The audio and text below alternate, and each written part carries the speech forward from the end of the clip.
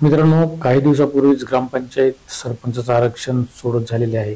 प्रत्येक गावचा सरपंच कुठल्या प्रवर्गातून निवडला जाणार आहे याबद्दलची जी उत्सुकता असते, उत्सुकता आता संपलेली आहे आणि प्रत्येक गावातील गाव पुढारी निवडणुकीच्या कामाला लागलेले आहे. मित्रांनो, या वर्षीची ग्रामपंचायतची निवडणूक जी होणार आहे ती अतिशय रंजक अशी निवडणूक होणार, कारण महाराष्ट्र शासनानं महाराष्ट्र ग्रामपंचायत सुधारणा अधिनियम 2017 मध्ये दुरुस्ती करून यापूर्वी जसं सदस्यांमधून सरपंच निवडला जायचा तसं यावर्षी होणार नाही. यावर्षी सरपंच निवडला जाणार आहे डायरेक्ट जनतेमधून. म्हणजे ग्रामपंचायत सदस्यांची जशी निवडणूक होते त्याप्रमाणेच पूर्ण गावातून जनतेमधून सरपंच निवडला जाण्याची प्रक्रिया या वर्षीपासून चालू होणार आहे. यापूर्वी बऱ्याच गावामध्ये डायरेक्ट जनतेतून सरपंच निवडला गेलेला आहे, पण आता जो सरपंच निवडला जाणार आहे तो महाराष्ट्रामध्ये ज्या ज्या ग्रामपंचायतीच्या निवडणुका झालेल्या नाहीत अशा 70 ते 80% ग्रामपंचायतच्या निवडणुका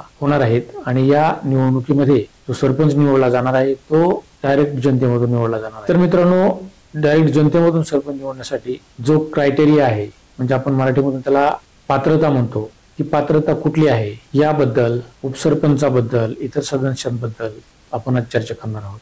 नमस्कार, मी आहे ॲडव्होकेट तानाजी वाघमारे.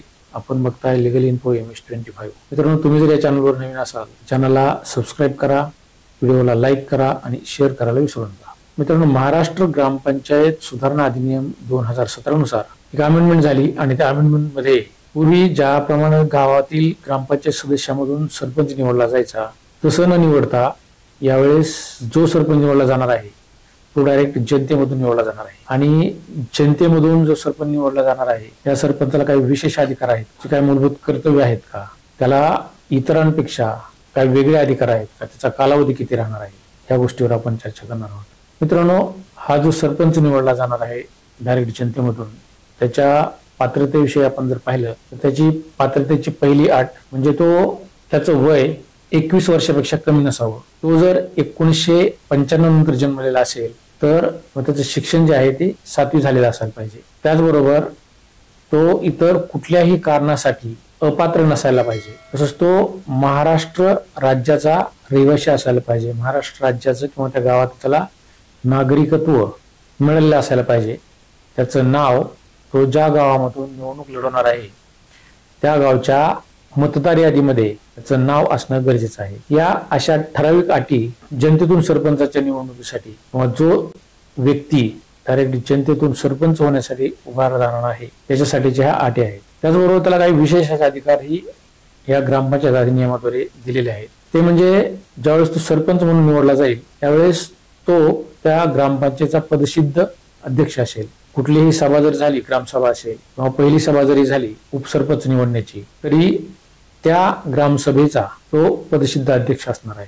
मित्रांनो, आता ही जी ग्रामसभेची पहिली मीटिंग होणार आहे ती सरपंच निवडीसाठी नसून ग्रामसभेची होणारी जी सभा आहे ही सभा उपसरपंच निवडीसाठीची सभा आहे. कारण सरपंच तर जनतेतून निवडला जाणार आहे, पण उपसरपंचाची निवड ही जे सदस्य निवडून आलेले आहेत त्या सदस्यांमधून होणार आहे. त्यामुळं मतदान झाल्यानंतर सरपंच कोण निवडून येणार याचीच उत्सुकता राहणार आहे. पण मतमोजणी होईल आणि जे निवडून आलेले सदस्य आहेत त्या सदस्यांमधून उपसरपंच कोण करायचा याविषयीची चर्चा यापुढे निवडणुकीमध्ये चालणार आहे. तर या सरपंचाला विशेष असे अधिकार या ग्रामपंचायत सुधारणा अधिनियमाद्वारे दिलेले आहेत. ते म्हणजे त्या सरपंचाचा जो कालावधी आहे तो 5 वर्षाचा असेल. त्याचबरोबर पहिली मीटिंग जी होणार आहे, पहिली ग्रामसभा जी होणार आहे त्या ग्रामसभेचा तो पदसिद्ध अध्यक्ष असेल.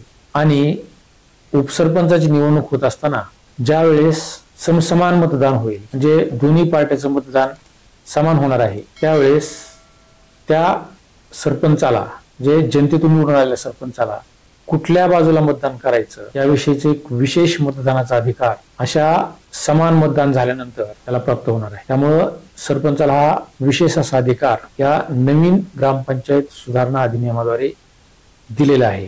त्याचबरोबर हा जो सरपंच आहे हा जनतेतून निवडला गेलेला जो सरपंच आहे त्या सरपंचाच्या अध्यक्षतेखाली किंवा त्या सरपंचाच्या नेतृत्वाखाली जे सदस्य निवडून येणार आहेत, म्हणजे ज्या ग्रामपंचायतची सदस्य संख्या 7 आहे त्या ठिकाणी 8वा सरपंच असेल.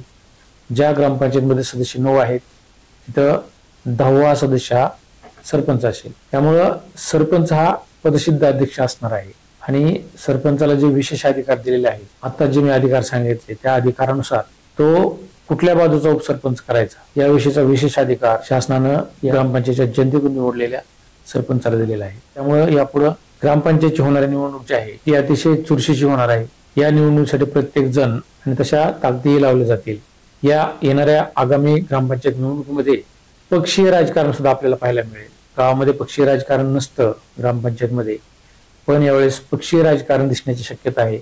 कारण सरपंच हा जनतेतून निवडला जाणार आहे. त्यामुळे तो कुठल्या पक्षाचा आहे याविषयी मोठी उत्सुकता राहणार आहे. नवीन सरपंचाच्या जनतेतून सरपंच होणाऱ्या सरपंचाबद्दल विशेष असं काही सांगायचं होतं ते हेच होतं. आणि या गोष्टीबद्दल सांगण्यासाठी आणि आपल्याला ज्या काही महत्त्वाच्या गोष्टी आज मला माहीत झाल्या किंवा माझ्या समोर आल्या त्या मला आपल्याबरोबर चर्चा करणं योग्य वाटलं. त्यामुळे मी आज आपल्या छोट्याशा व्हिडिओच्या माध्यमातून आपल्याला जनतेतून सरपंच जर निवडला गेला जाणार असेल तर तो कशा पद्धतीने निवडला जाणार आहे याविषयीची थोडक्यात माहिती होती. मित्रांनो, या व्हिडिओबद्दल तुम्हाला काय वाटलं याविषयीच्या कमेंट बॉक्समध्ये राईट डाऊन करा.